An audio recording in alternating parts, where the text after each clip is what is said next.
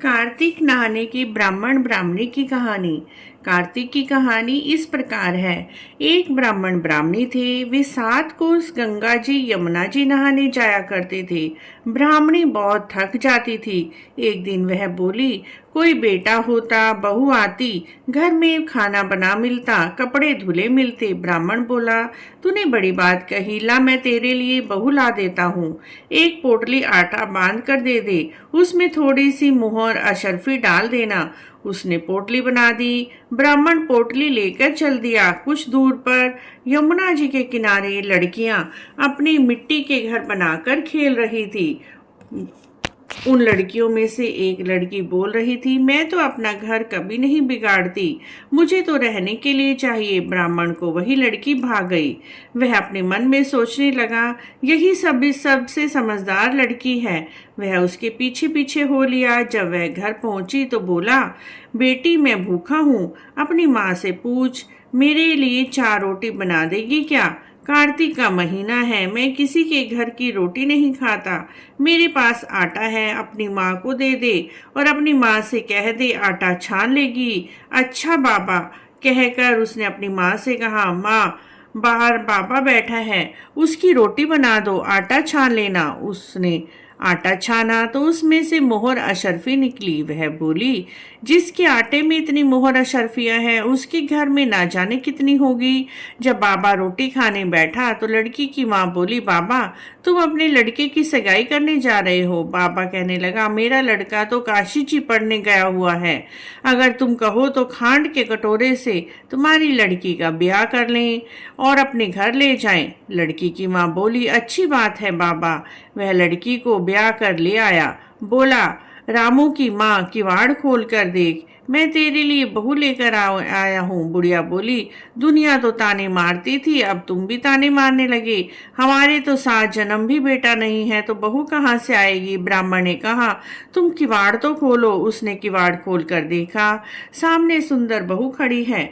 सास ने आदर सत्कार से बहू को अंदर लिया। जब बूढ़े बुढ़िया नहाने जाती, बहू घर का सारा काम करती, खाना बनाती, कपड़े धोती, रात को उनके पैर दबाती। इस तरह बहुत समय निकल गया। सास बोली, बहू चूल्हे की आग बुझने ना देना, मटकी का पानी खत्म ना होने देना। एक दिन चूल्हे की आग बुझ गई। बहू भागी भागी पड़ोसन में गई और बोली, पड़ोसन मुझे थोड़ी सी आग दे दो, मेरे चूल्हे की आग बुझ गई है, मेरे सास ससुर आते ही होंगे। सुबह 4 बजे के गंगा जी यमुना जी नहाने गए हुए हैं। पड़ोसन ने कहा, तू तो बावली है, तूने तो ये उठाकर ले ही आए हैं, उनके तो 7 जन्म भी कोई बेटा नहीं है। बहू बोली, ना इसका बेटा तो काशी पढ़ने गया है। पड़ोसन बोली, तुझे तो झूठ बोलकर लाए हैं। वह बोली, अब मैं क्या करूं? पड़ोसन ने कहा, जली फूकी रोटी बना दे, अनूली दाल बना दे, खीर की कड़छी दाल में, दाल की कड़छी खीर में फेर दे। उसको पड़ोसन की सीख समझ में आ गई। उसने ऐसा ही किया। जब सास ससुर आए तो उसने ना तो उनका आदर सत्कार किया, ना उनके कपड़े धोए, बस खाना लगा दिया। सास बोली, बहू ये क्या है? ये तो जली फूकी रोटी है, अनूली दाल है। बहू बोली, यही खा लो सासू जी, तुम एक दिन खा लोगी तो कुछ ना होगा, मुझे तो जीवन भर अनूठी रहना है। सासू बोली, बहू को तो पड़ोसन की सीख लग गई है। वह रात को सो गए। बहू सुबह भागी भागी पड़ोसन के पास गई। बोली, अब मैं क्या करूं? पड़ोसन बोली, 7 कोठों की चाबी मांग ले। जब सासू जी नहाने जाने लगी, बहू आगे अड़ गई। बोली, बाद में जाना, पहले मुझे 7 कोठों की चाबी दे दो। ससुर उसकी सास से बोला, चाबी दे दो, आज भी इसका कल भी इसका, हमारा क्या है, आज मरे कल दूसरा दिन। उनके जाने के बाद बहू ने कोठे खोल खोल कर देखे। किसी कोठे में अन्न भरा है, किसी में धन, किसी में बर्तन, किसी में कपड़े, अटूट भंडार भरे पड़े हैं। 7वां कोठा खोल कर देखा तो उसमें गणेश, लक्ष्मी, पीपल, पथवारी, कार्तिक के ठाकुर, राई दामोदर, तुलसी जी का बिलड़ा, 36 करोड़ देवी देवता विराजमान हैं, गंगा जी यमुना जी हैं। वहीं पर एक लड़का माला जाप कर रहा है। बहू ने उससे पूछा, तुम कौन हो? लड़का बोला, मैं तेरा पति हूँ, किवाड़ बंद कर दे, मेरे माता पिता आएंगे तब खोलना। अब तो बहू बहुत खुश हुई। 36 प्रकार के भोजन बनाए, 16 श्रृंगार किया, राजी राजी डोले। जब सास ससुर आए तो बड़े प्यार से उनसे बात की, उनके कपड़े धोए, उन्हें खाना खिलाया। बूढ़ा बोला, बहू तो धन देखकर राजी हो गई है।